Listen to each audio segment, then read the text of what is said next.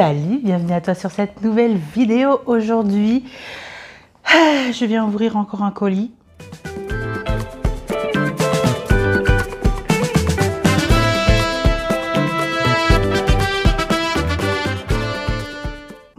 Oui, je sais. Non, mais je sais ce que tu vas me dire. Dans mon dernier unboxing, j'ai dit que c'était fini, que je n'achetais plus de plantes, bla, bla, bla. Mais j'ai craqué. J'ai craqué sur le site Foliage Dreams. Alors, je ne sais pas si tu connais, c'est un site qui nous vient d'Allemagne. Donc, pour les petits nouveaux qui nous rejoignent, je suis à la frontière luxembourgeoise.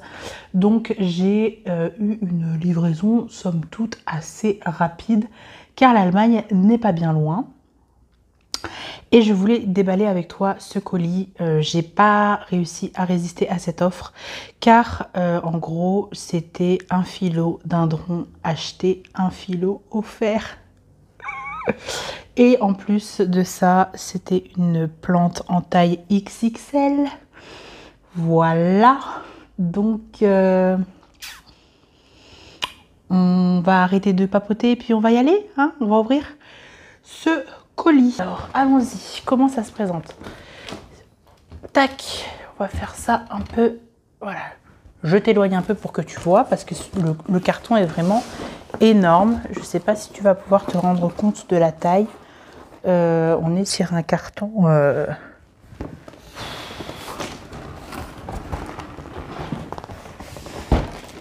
voilà, ça te donne à peu près une idée. Il doit faire il fait plus d'1 mètre en tout cas, plus d'1 mètre, parce que il est plus grand que mon fils qui fait 1 mètre. Donc voyons voir dans quel sens les plantes ont été mises. Alors déjà, pour l'emballage, je trouve que les plantes bougent beaucoup dedans. Le carton est très léger, donc à mon avis, elles ont très soif. Oh oh. Petite carte. Care Guide Philodendron. Et tout est écrit en allemand. Merveilleux. Alors, le pot a l'air énorme. La plante a l'air énorme. Il faut que je vous mette autrement pour que vous le voyez, parce que clairement, je ne vais pas bouger dans 10 milliards de sens. Il faut vraiment que je me ménage. Alors, bougez pas. Voilà, comme ça, vous voyez un peu mieux. Ça, c'est le pot. Voilà, c'est tout le... Et ça prend tout le truc. Oh la vache. Comment je vais sortir ça sans tout péter?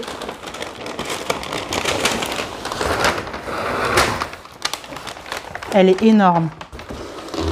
Elle est absolument énorme. Et c'est pour ça que j'ai craqué. C'est parce que c'était une plante XXL. Elle a l'air extraordinaire aussi. Je vous laisse me dire dans les commentaires si vous avez une idée de quelle plante c'est.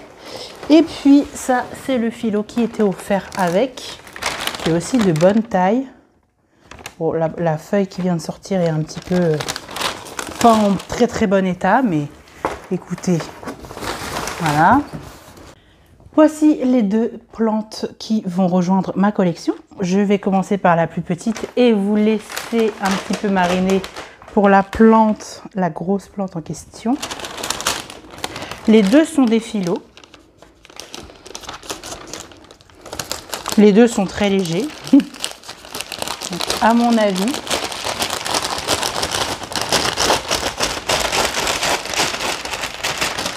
hop là, tin, tin, tin. Voici la plante qui m'a été offerte.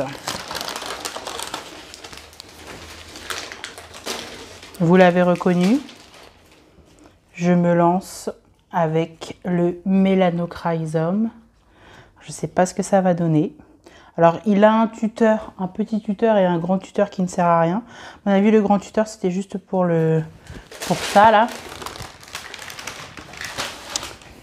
Mais voilà le Melanochrysum. Je vous ferai bien sûr des inserts un petit peu plus jolis. Mais ça, c'est la plante, donc, cadeau. J'ai un peu peur parce qu'il paraît que c'est une diva. Mais pourquoi pas, après tout? On va tester la chose. Voici la plante pour laquelle j'ai craqué. On est sur un pot de 18.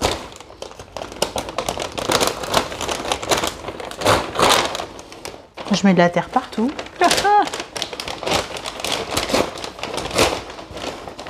Vous êtes prêts? Même moi, je suis pas prête. Hein. Je la découvre en même temps que vous.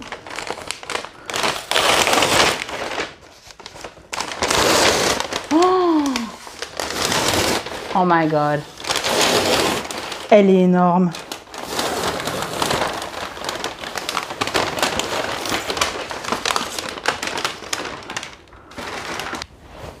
J'étais pas prête pour la taille. Sa taille est immense. Bon, vous l'avez reconnu? Oui, vous l'avez reconnu. C'est le Paraiso Verde. Ok, girl. Il est immense. Il est magnifique. Pareil, je vous ferai des inserts pour que vous le voyez mieux. Il a une feuille là qui se déroule. Oh, il est trop beau. Wow, je suis trop contente. Bienvenue chez toi. Là, c'est la dernière que j'achète. Bon, je dis ça, mais non, il faut vraiment que je m'y tienne. Parce que vu la taille, je sais même pas où je vais la mettre. Là, j'ai plus de place. Mais il est extraordinaire. Et c'est pas la petite bouture de 2 feuilles que j'ai pu avoir. Donc, à mon avis, il y a moyen. Oh, il est trop beau. Franchement, alors il a quelques racines aériennes qui ont séché, mais rien de paniquant. J'ai trop hâte de le tutorer. Parce que là, il a vraiment besoin d'être tutoré, par contre. Ça, mais il est magnifique. Il est absolument magnifique.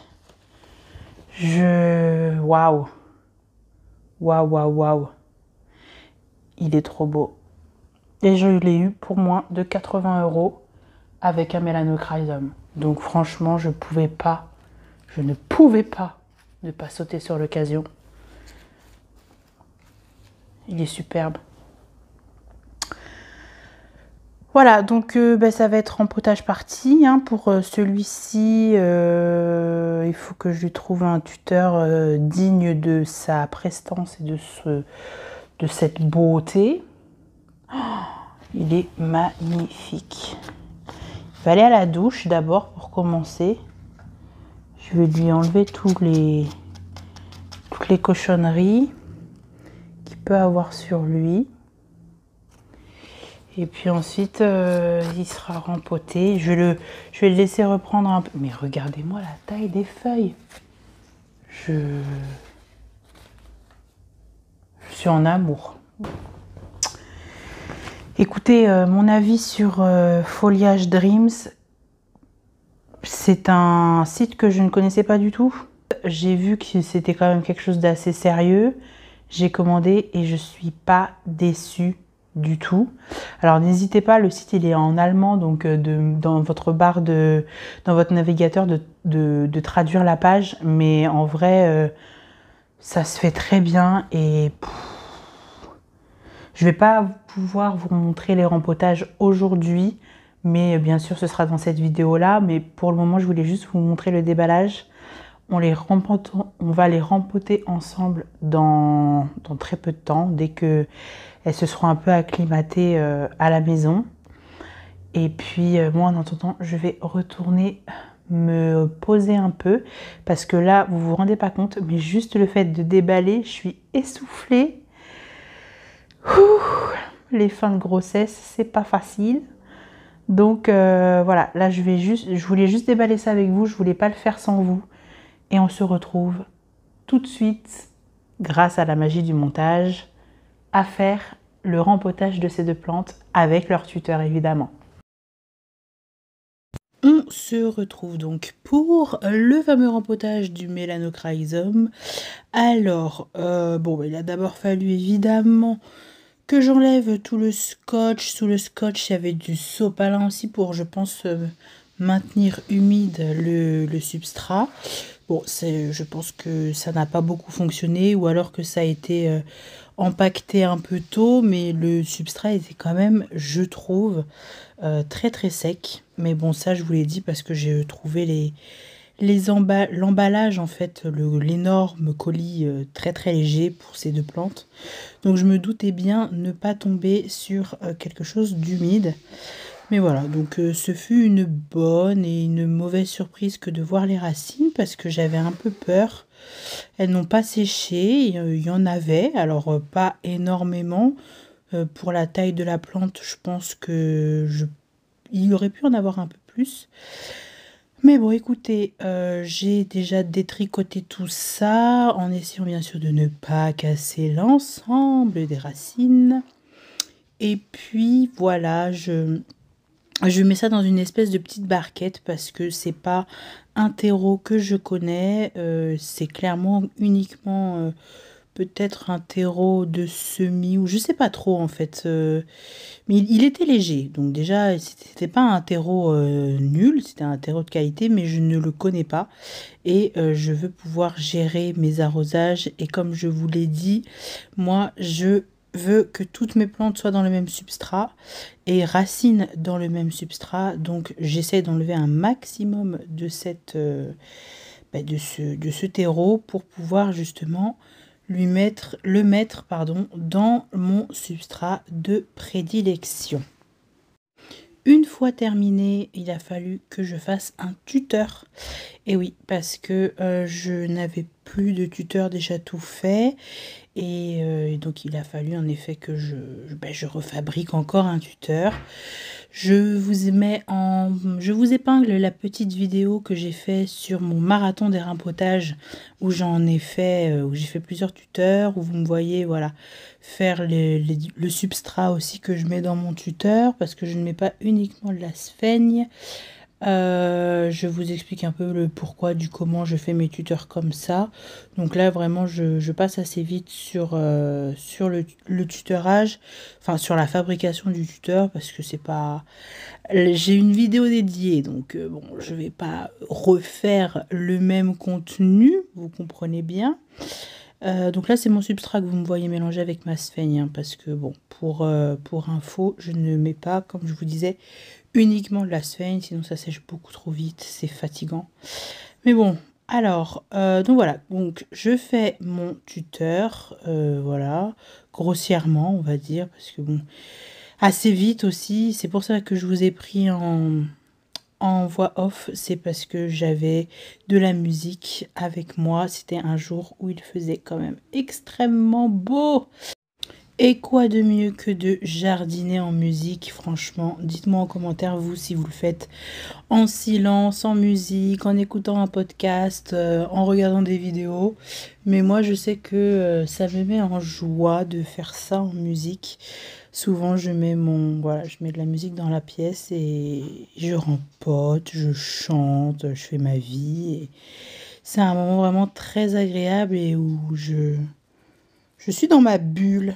Et franchement, c'est chouette. Donc voilà, c'est pour ça que cette petite voix off est là. Donc voilà, je vais finir d'accrocher tout ça.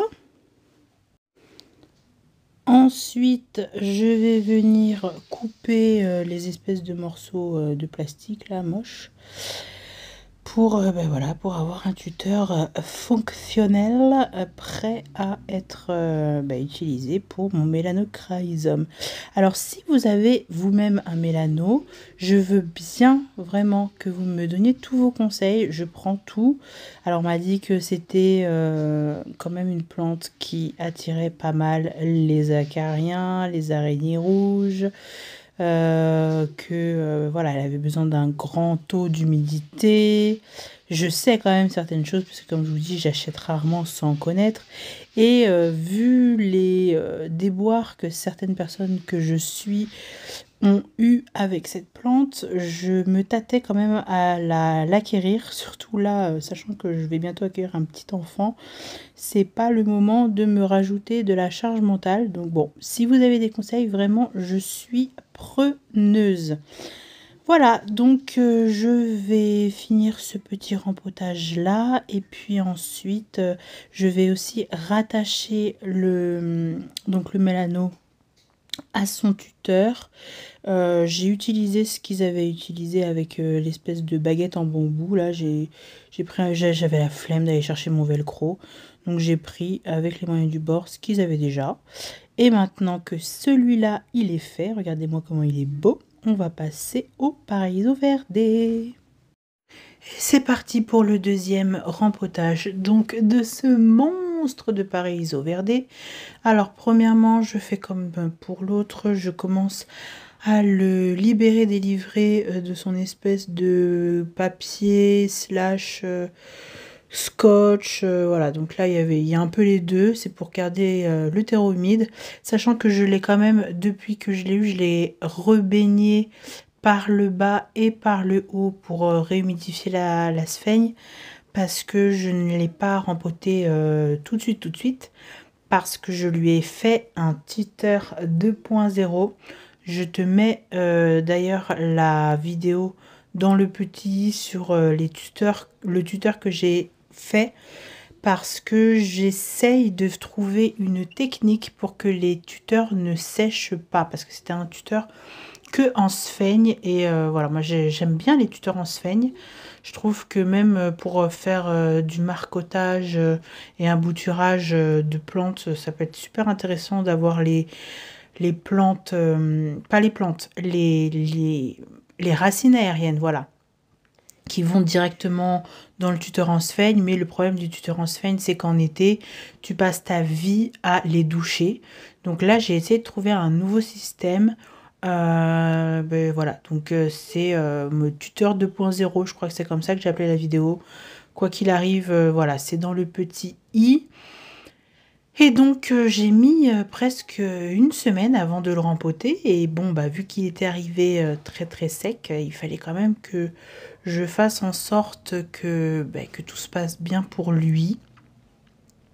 Donc je l'ai un petit peu baigné, pas trop non plus, parce que je connais, comme je te dis, je connais pas du tout ce style de substrat, donc j'avais pas envie non plus de noyer la plante. Mais bon, comme tu peux le voir, il y a beaucoup de racines et ça c'est cool, et je m'y attendais pas non plus, parce que du coup le pot que j'avais pensé mettre est trop petit. Donc il a fallu que je prenne un autre pot dans lequel il y avait d'autres plantes. Enfin bon, ça tu le verras dans mon vlog de mai, parce que du coup ces plantes là, il a fallu forcément que je les mette encore dans un autre pot. Enfin bref, j'ai dû faire un micmac pour trouver un pot à la bonne taille. Je t'explique pas, ça a été assez rock'n'roll, on peut dire ça. Mais voilà, non, sinon le terreau, j'ai pas eu trop de mal à l'enlever. Il y avait énormément de racines. J'en ai cassé, hein, on va pas se le cacher. Je sais que j'en ai cassé, mais j'espérais pouvoir enlever vraiment un maximum pour pouvoir le mettre dans le pot que j'espérais. Et malgré tout, ça n'a pas fonctionné.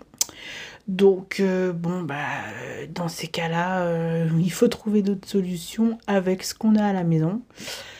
Et pour le coup, là, niveau grand pot, je commence un petit peu à être à sec, on va dire. Je commence à manquer de très grands pots. Enfin, quand je dis très grands pots, c'est au-dessus de 15. J'ai beaucoup de moyennes plantes et mes très grosses plantes ont chacune leur pot. Et pour le moment, je les ai pas encore rempotées, parce que je pense pas rempoter dans plus grand, parce qu'elles sont déjà dans des très gros pots. Je pense à ma Monstera, à ma Goldie, qui elles sont dans des pots qui sont mastoc, mais qui elles, franchement, j'espère ne pas les rempoter d'ici au moins minimum, ouais, 2-3 ans quoi, parce qu'elles ont vraiment beaucoup de place.